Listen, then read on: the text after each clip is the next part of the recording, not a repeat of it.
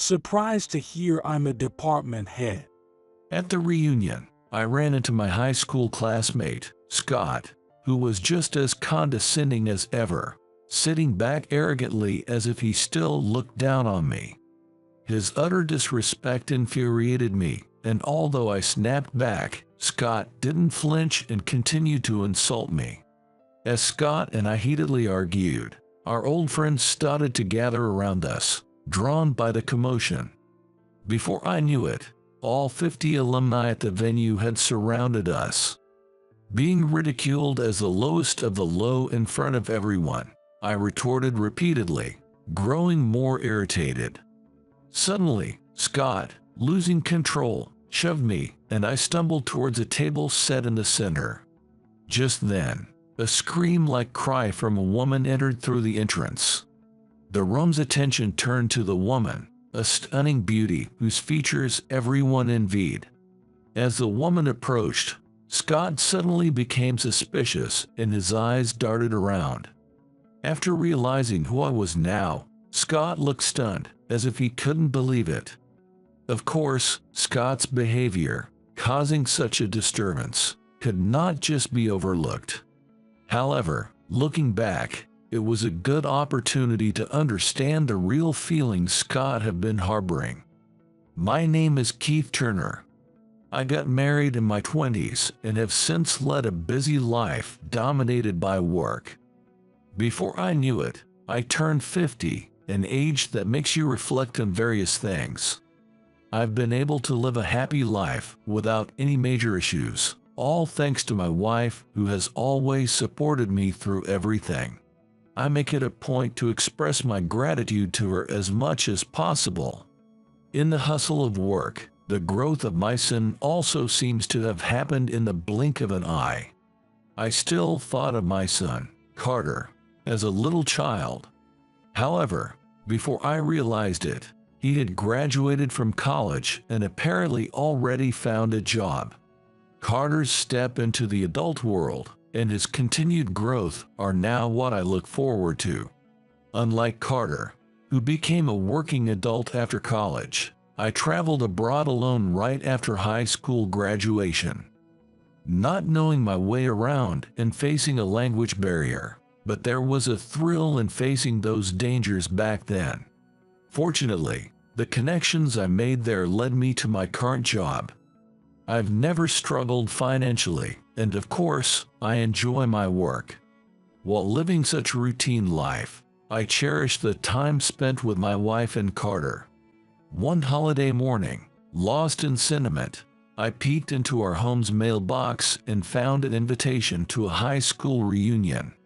My high school days, the last of my student years, hold many memories, both good and bad. Among various events, one I'd rather not remember involves Scott Wilson. Scott was what you'd call a bad friend. Even though we were considered bad friends, we never got into trouble together or enjoyed doing dangerous things, but I was merely dragged into his reckless antics. Scott always caused trouble and then left me to take the blame while he watched from a safe distance. No matter how many times I refused, Scott forcibly dragged me into these situations, leaving me to deal with the consequences until the bitter end. Eventually, I was the one scolded by parents and teachers. My memories with Scott are only of being dragged into troublesome situations. For me, troubled by Scott's antics, he is someone I would rather not see ever again. Just the thought of encountering Scott unchanged after all these years, possibly dragging me into another mess even at the age of 50, was enough to dampen my spirits. Yet, the rare opportunity of a reunion with old friends excited me, and I decided to attend. While eagerly awaiting the day, I prayed that Scott wouldn't be there. On the day of the reunion, wary of Scott, I deliberately dressed plainly and quietly peeked into the venue from the entrance, relieved not to see anyone resembling Scott. Feeling lighter, I was thrilled to see familiar faces and my spirits lifted. While enjoying conversations with old friends, I heard a voice calling my name. The voice, clinging to the back of my mind, stirred unrest within me. Without a doubt, it was discomforting, and turning around, there was Scott, looking at me with the same demeaning gaze as always. Hey, you're Keith, right? You recognize me, right? Your best buddy, Scott. Really? It's been a long time. Unlike me, who responded neutrally, Scott talked as if he was looking at a nostalgic toy. I'm just going to grab a drink. Then, I'll come with you. I'll order your drinks for you. Even though I tried to naturally distance myself and avoid getting involved as much as possible, Scott persistently stuck to me. Seeing Scott's unchanged inability to read the room, our old friends drifted away, avoiding him. In the end, my wish didn't come true, and I ended up having to deal with Scott. You only graduated high school, right? I bet at 50, you're not leading much of a life, huh?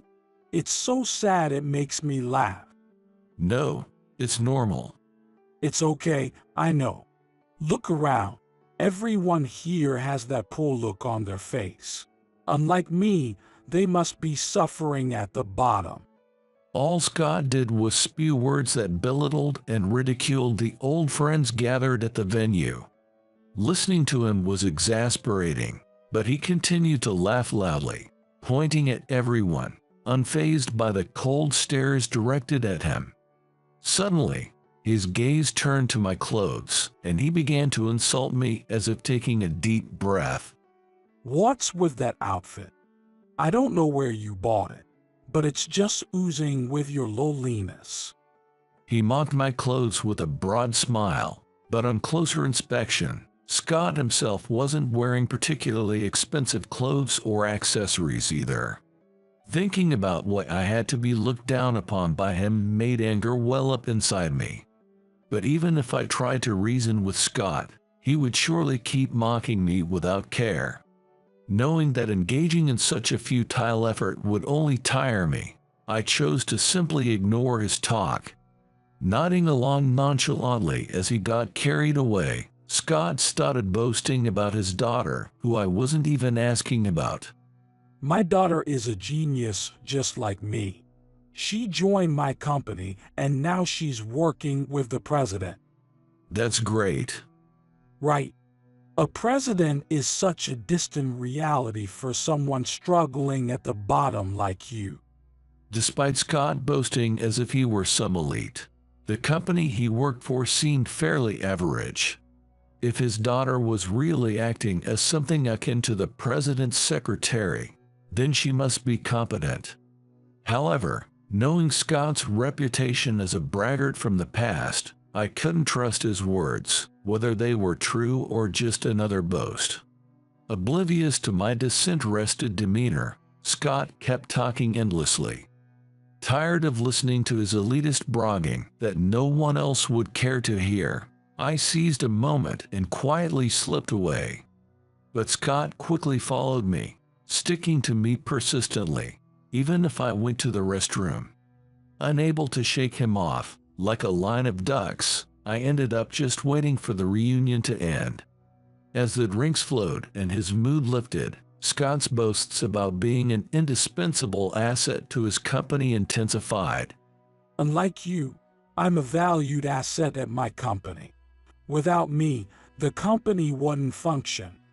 It's amazing how much they need me. His condescending attitude, which mocked me to no end, became unbearable. The pent-up anger from the past resurged, and I couldn't hold back my impulse to finally confront him. Scott, do you have any idea how much trouble you've caused me? Whatever you do, it's useless. I'm a department head at a well-known company. His illogical bragging came out of nowhere. Scott claimed to be a department head at a well-known company, but knowing him, giving him power or position has never ended well. If he truly held such a position, His subordinates were probably suffering from his unreasonable demands daily. Feeling sympathy for these unknown employees, I sighed softly.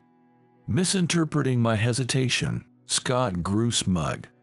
Surprised I'm a department head. Being a department head makes you that important. Don't be bitter.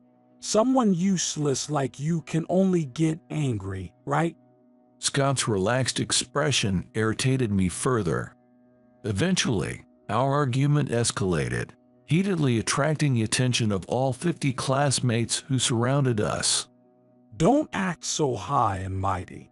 Who do you think you are? I'm the department head of that famous company. After being furiously pushed by Scott, whose face turned red with anger, I tumbled towards the long table in the center of the venue. The meal we were enjoying scattered on the floor, and my clothes got stained with the splattered food. Despite breathing heavily, Scott, with a look of triumph, continued to look down on me with disdain. You've always been a slow, good-for-nothing loser.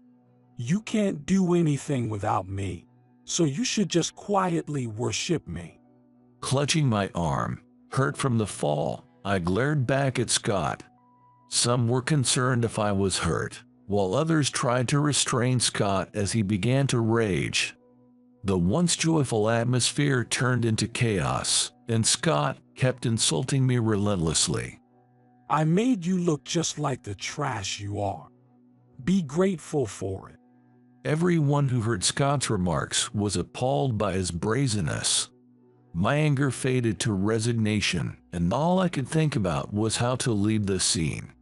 Just then, a scream-like cry from a young woman echoed from the entrance of the now silent venue. Dad, what are you doing? Dad. The woman who appeared was so strikingly beautiful that everyone had to look twice. However, seeing me and Scott in conflict, she began to tremble, her face contorted with fear. Keith, is that you? Addressing me cautiously, she was stared at by a puzzled Scott. Then, in a fluster, she started to apologize. Keith, I am terribly sorry for my father's disgraceful behavior. While cringing so much it spoiled her beauty, she kept apologizing to me. But Scott, still confused next to her, ignored her demeanor and started mocking me again. Hey, Amy, you know this trash. Why are you apologizing so much? It's embarrassing in front of everyone. Just stop. As Scott tried to pull her up, Amy, the woman, refused to stop apologizing. I am truly very sorry. It felt like I had forced a beautiful woman to plead. Feeling unbearable, I tried to console her. I don't know who you are, but please, no more pleading. As she looked up, her stunning beauty was undeniable. Remembering her from a recent meeting, I realized. So, you were the secretary at that company, Amy. Yes, my name is Amy Wilson. Thank you for being at the meeting with our CEO, David, the other day. As Amy and I spoke amiably, Scott tilted his head in confusion. Noticing his behavior, Amy sighed deeply and revealed my identity to him. Dad, don't you remember? I told you about the company that's buying us out because we've been in the red. What are you talking about? How can you not remember? You're the department head. Keith is the representative of that company. Scott stared at me in dumbfounded silence. Understandable given his sudden awkward expression. I had avoided mentioning it, thinking it a hassle, but I had the U.S. branch of an international consulting firm based overseas. The company Scott worked for was indeed in talks to be acquired. The company was a well-known major player, but it had been caught in recent economic troubles, leading to worsening management and a risk of bankruptcy. However, I saw a future for this company and wanted to help it overcome its crisis by bringing it under my wing. While my old friends knew about my work, Scott, who didn't know I was a corporate executive, stood dumbfounded and confused. Seeing him like that, Amy, trying to hold back tears, forcibly made her father Scott apologize. Come on, Dad, you apologize too. Why should I apologize to someone like him? Because without Keith, our company would be gone. Moved by Amy's repeated apologies, I reassured her that it was fine. Yet, Amy couldn't settle down and kept pressing Scott to apologize to me. Suddenly, Scott looked up, glaring at me as if he wanted to complain. But even Scott, seeing his daughter's panicked state, reluctantly apologized. I'm sorry. Amy was furious at Scott's arrogant demeanor, but it seemed Scott himself wasn't convinced. How can a high school grad like him be better than me? Amy, are you sure you're not mistaken? Are you still saying that? I'm a department head, you know. I'm respected at the company. Perhaps he wanted to show off in front of his daughter. Scott, bragging about being a department head, was met with a deep sigh from Amy, who looked at him disdainfully. Scott, being a department head doesn't mean you're great. It's leading your subordinates that makes you respectable. Even though I tried to explain, Scott looked at me puzzled, not understanding my words. Then, right next to us, Amy, furious, pulled Scott's arm, forcing him to sit on the floor and apologize deeply. Scott resisted, but upon seeing his daughter's tearful, crumpled face, he hesitated and slowly apologized. According to Amy, Scott hadn't always been like this before his promotion.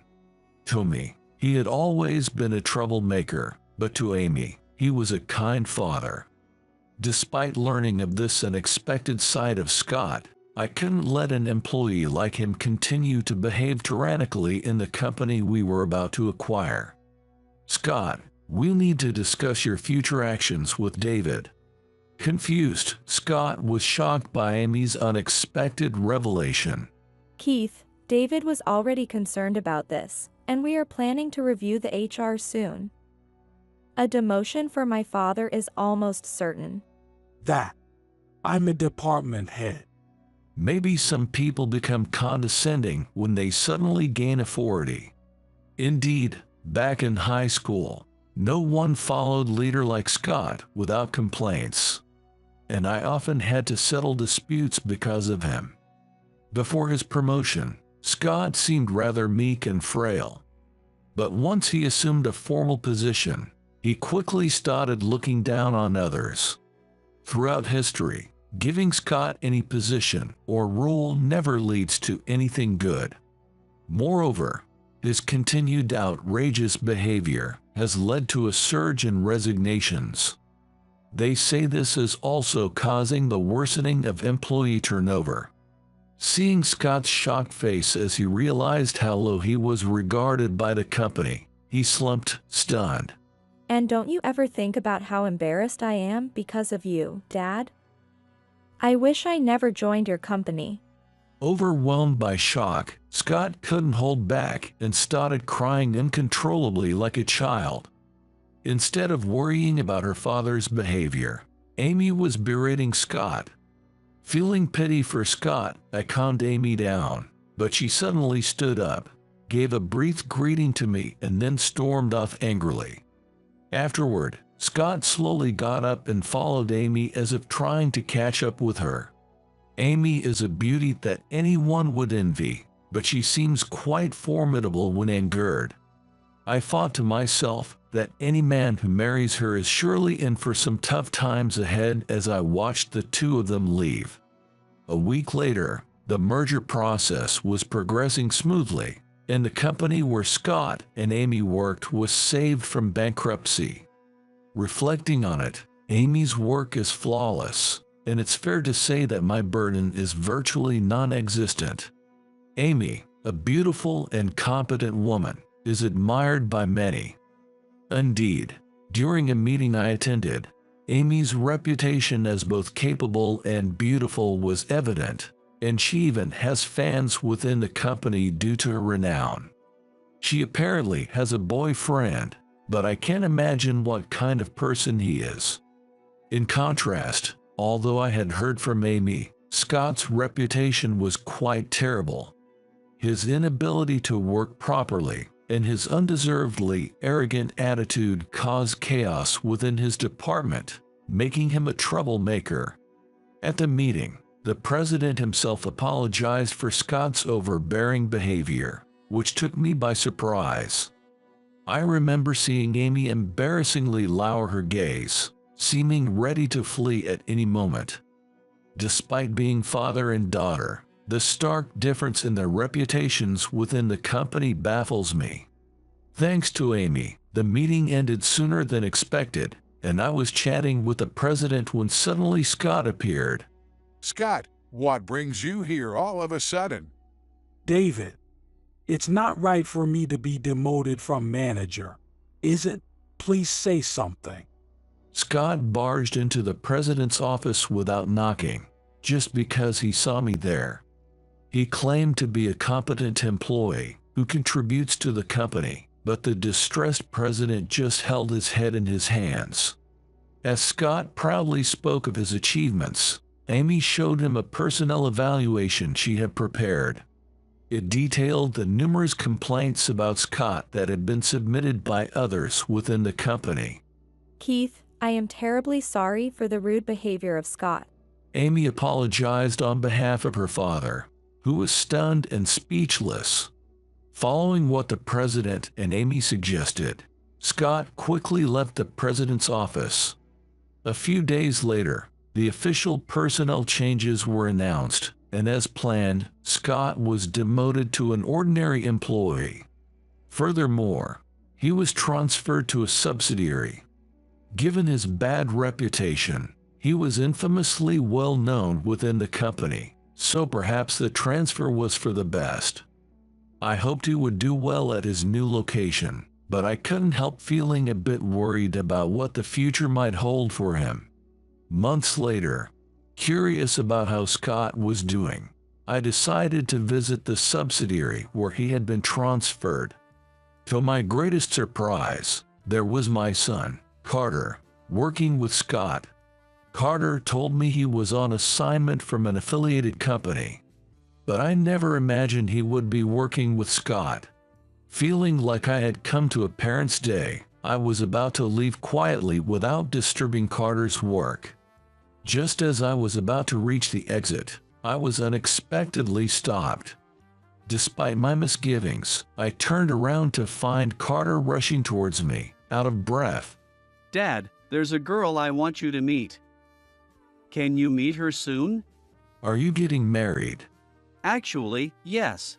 Blushing slightly, Carter spoke, and I, barely holding back tears of joy, smiled and assured him, of course, before heading home.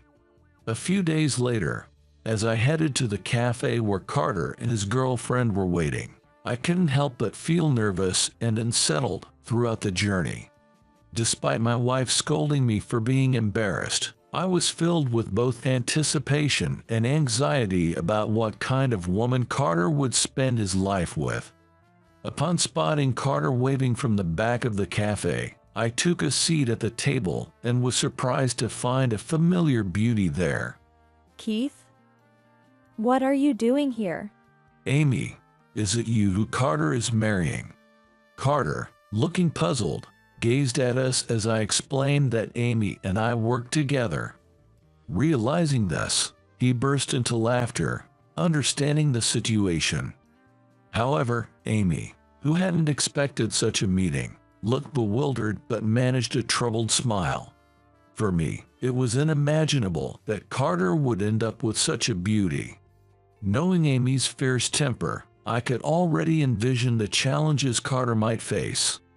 It turned out that Carter and Amy had been together for a long time, and my wife already knew about it. What was more surprising was that Scott's wife and my wife were old friends. This series of coincidences felt like something out of a manga or novel, and I was genuinely astounded. During our conversation, the topic naturally turned to Scott.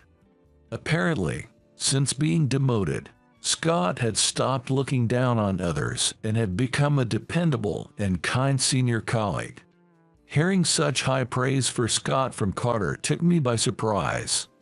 With his daughter Amy and soon-to-be son-in-law Carter by his side, it seemed unlikely that Scott would revert to ridiculing his colleagues as before. If any issues arose, they would likely address them directly, which was reassuring. After becoming in-laws, Scott and Carter unexpectedly got along well in the office, helping each other and enjoying their work together. I heard that the two, having become close, even went out for drinks after work. Carter shared that Scott had felt pressured with each promotion and had struggled with how to interact with others after becoming a manager.